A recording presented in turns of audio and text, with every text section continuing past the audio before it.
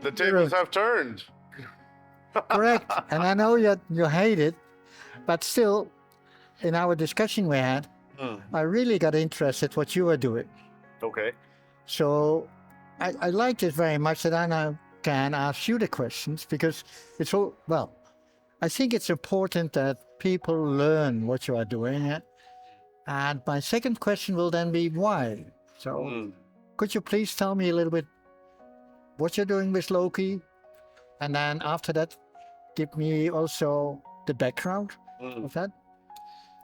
The quick elevator pitch is real estate, fractionalized real estate with timeshare functionality. Okay. Yeah. That's So cool. we want to provide investment opportunity for everybody, not just accredited rich investors, but anybody to build wealth through real estate and then other assets. To have yield on real estate. Correct. Correct. Yeah. Why? Why would you do that?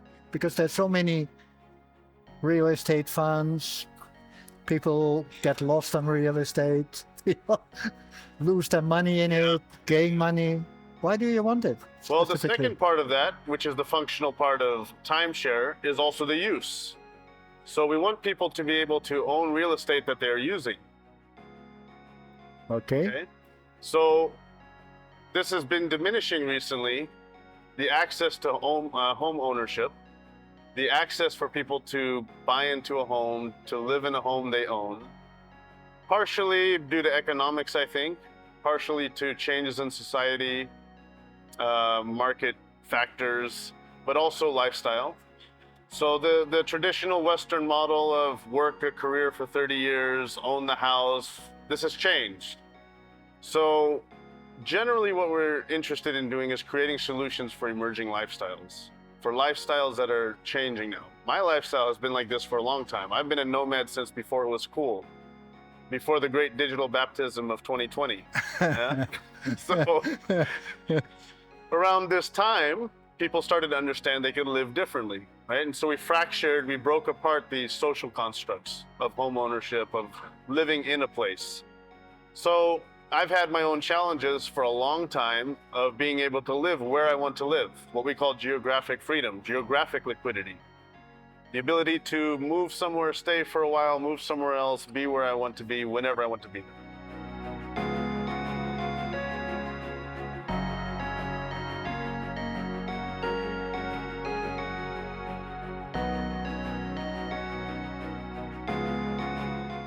Sorry to interrupt, but when you move somewhere, you become part of a community, don't you? That's true. Isn't that very important for the value of your product? Absolutely. However, my community as a nomad is a nomadic community. So I'm not talking about locality. Yes, I'm not either. Okay, I'm talking about a community of people who live the lifestyle. Correct. So these are people who are traveling all over the world and live in places for a few months, a few years, and have stayed connected through modern technology with communications. So even in the early 2000s, I lived in Panama, I was traveling, and I would have friends that lived there that I met there. They might move somewhere else. I might go to visit. I might stay somewhere nearby. So community is not just a physical construct anymore. Community became a digital construct. So the digital community allows for people to continue with relationships in a community sense, but on a digital layer.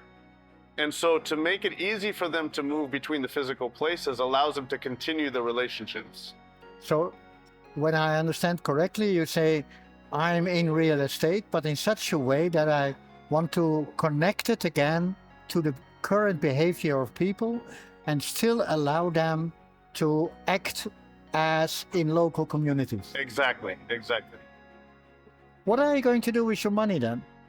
My money or the community? Or the money which you earn with Loci? We roll that back into the community, into the members who have ownership. So we want to create a circular economy where we are generating prosperity, and that prosperity flows back into the member owners who are using the properties. Okay. So the owner are in fact not only owners, but they're also co-creators of the society to gain from it. Correct.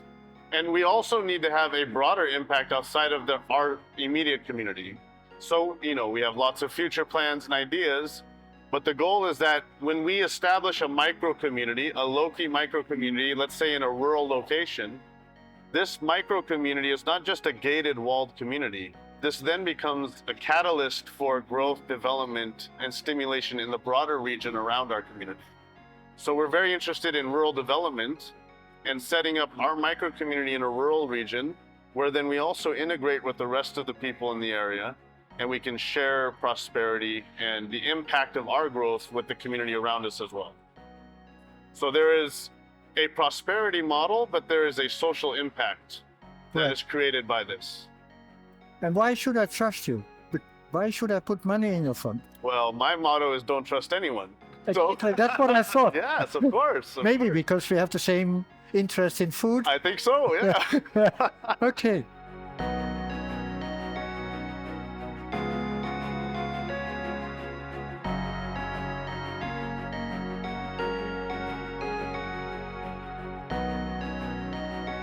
So why would they trust you? You should not trust me. Right? You should not trust me, my name, my word, necessarily. Exactly. Right? So I don't you can think run away with the money, and I could. I apply the concept of transparency. So what we're building at the very core of our model, and right now we're still very small, so the people who trust me right now to lead this organization are people who already understand my social capital. We have experience, they've seen my roadmap, they've seen what I've done, they've seen what I've built, they know my character. That only scales to a certain point, right? Of Correct. course. But what we're building right now is the model for transparency and accountability. So by being open with our finances within our member community and making this very clear, there are some things in blockchain, for instance, there are actual applications and software that we're building into this for accountability. We create transparency so that the members who are engaged see an open economy and they see what's happening with the money. Okay? We then build in a governance model there. Trust is gained by communication and by delivering on what's communicated. mainly communication. I fully agree. Correct. That's where it starts. That's where it starts. That's how they get known to you. Yeah. That's because money, in fact, is nothing else than means to be able to trade. Right. Yes. Correct. Absolutely. The trust underneath is very important. Mhm. And in real estate, I think that's very important. So Yes. I like your model because, in fact, you start from the idea of trust and community instead of just starting to see how much can I earn on bricks. That's right. That's right. Okay. So what's your future then? Because you're young. What will you do when you're 60? Well, I'm not getting any younger. I will You build. don't know. You don't know. We never know. That's true. That's true. There are some interesting things in this event. There are some interesting things going on, but we are not going to do that in this interview. Yeah. Let's take another one. Yeah. But, What will I do when I'm 60? yeah. I will continue to build. So, Okay. build is very general statement. My philosophy is that our purpose is to create. I'll keep it individual. My purpose is to create. Building and creating to me are very, very synonymous. So, Okay. Clear. I have a history of achieving an accomplishment, and when I reach my goal, if that's done, then I have to move on to something else. I want to create the new thing, create the new thing. My long-term goal with Loci is to not deal with anything with Loci, have the operations in place, and I can continue to grow. Maybe it's within the Loci space, maybe it's a new thing, it's something here. But my satisfaction, my fulfillment comes in creating, and it comes in creating good, sustainable things. Okay. Yeah. So have impact in the world by building creative, sustainable products, services, very generally. I don't know what that will be. It's less relevant what it will be. It's more important that I continue to build and contribute.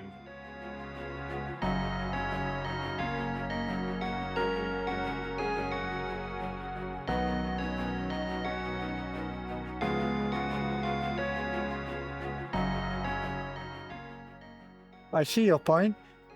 Just a small warning from my side. It's so easy to fall in the trap of administration, Oh, yes, I know. especially when you are handling funds. Yes, yeah. because people want to have reports, people want to know the value of the farm, people want to get feedback. They look at you, they see you as their custodian of their money, right? Yeah, right. So they want to have trust, but they always want to have this kind of report. This is an interesting thing with the concept of blockchain and a lot of these emerging models is trustless economics to a certain degree. Correct? To a certain degree, yeah. Yeah.